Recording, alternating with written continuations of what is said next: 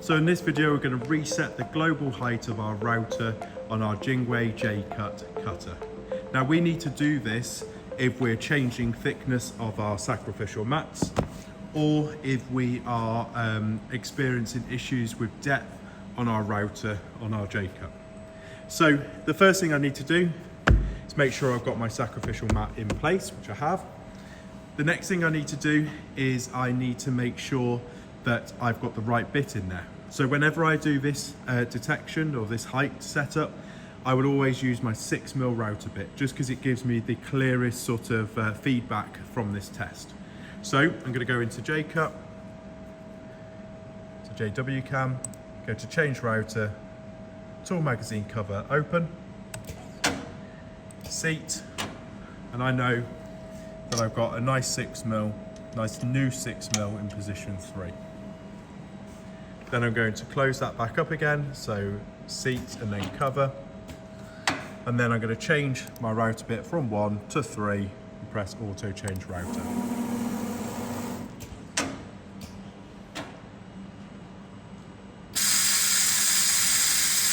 So it's just going to change the bit over for me.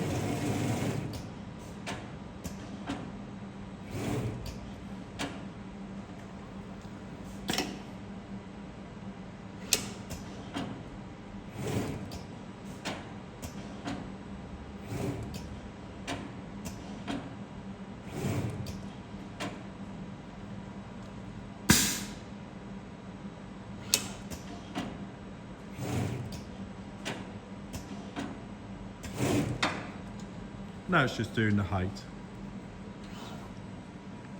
So I'm going to press OK to say, yeah, I'm happy with that. And I'm going to press cancel to come out of my change router. So the next thing I need to do is I need to expose that router bit. At the moment, I can't see the router bit, which is not going to help me when I'm doing my height. So I'm going to spin this, and then you'll see that will bring the hood up.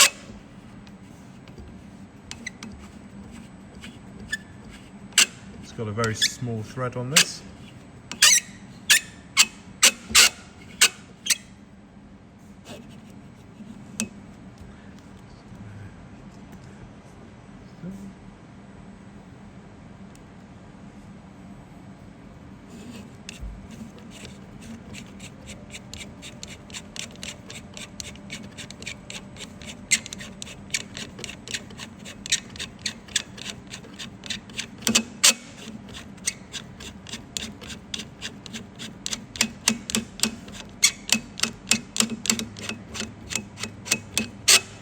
So now we can see at the bottom, we can actually see our router bit just down there.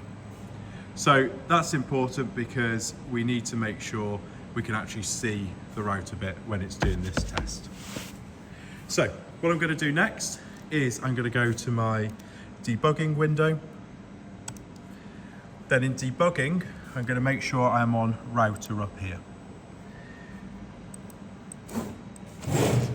Then I need to make sure that my router mat is actually flat. So you can see that mine is coming up there. So I'm going to do all my testing on this bit over here.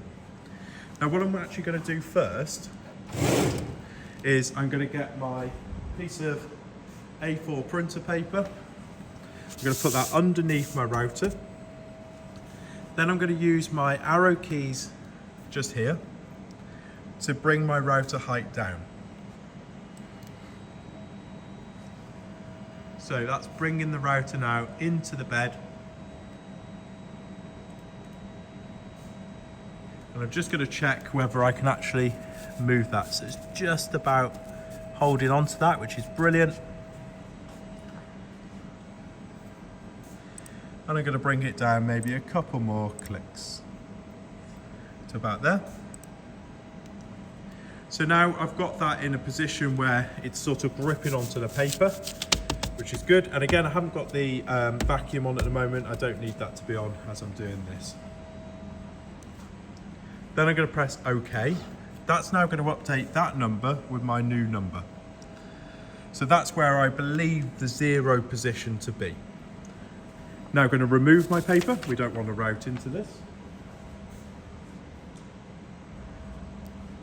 I'm then going to turn my suction on. Make sure it holds down my sacrificial map, just like that, so it's a bit better. Still wouldn't go right to the edge over here.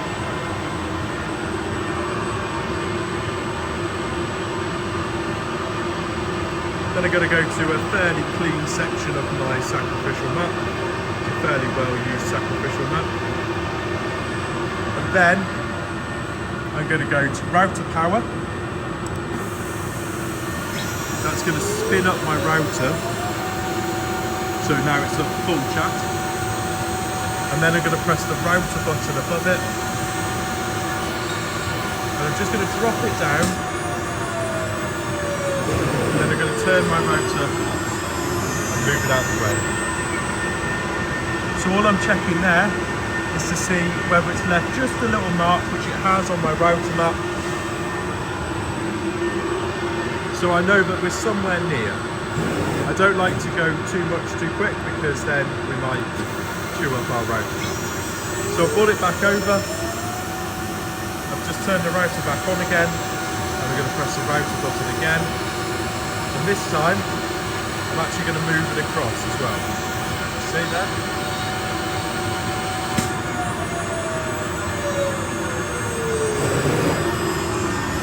So just there, I've got the slightest bit of a mark there, which all looks good. So if I wanted to, I could run more of that test and make sure everything's, as I need it to be, but I'm happy with that result there. So now I've done the height and set everything up there, the last thing I need to do is my compensation value. So at the moment, even though we've just reset the height and got everything how we want it to do it, if you then do your tool depth, it's then just going to automatically go back to the height that it was before. And that's because it's using a compensation value, which is going to compensate it to bring it to the right height. The idea behind the compensation value is that this value here that we've just done is basically 0. So if that's where the tip of the blade hits the top of the sacrificial mat, is at that point there, it knows to compensate it a certain amount. So if your blade or your bit is 5mm longer, 5mm shorter, it's going to add the correct value or take the correct value away. So it's really important that we set this up right. So our number is 4758. I'm going to double click on my title there for tool depth compensation. It's going to ask me for my password, and that's 6 number 8. So 1, 2, 3, 4, 5, 6, 8. Then I'm going to go down to router, and then I'm going to adjust this value here. So I'm going to do my tool depth first, just to see where we're at. So 4758 is my number. So we've gone down a little bit, or we've gone to 4753. So I'm just going to increase this number just a little bit. Let's go to 25. Let's see what that does. There you go, so that's gone the wrong way. So let's go the other way. So I'm going to increase the number to minus 4.15.